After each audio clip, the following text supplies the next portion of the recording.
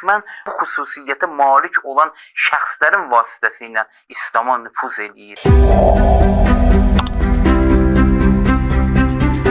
Maddi aləmdə yaşayırıq, bizim maddiyyata ehtiyacımız var. Deyə bilmərik, biz maddiyatı qoyaq bir qırağa. Amma bu imkan, bu maddiyyat, bu dünya hədəf olmasın.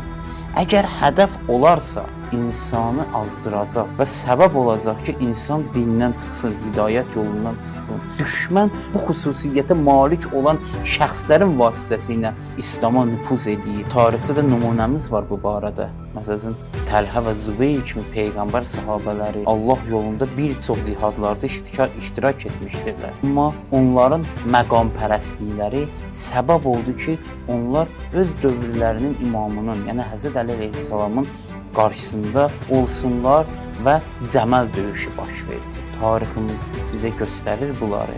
Bunlar bizim üçün ibrətdir.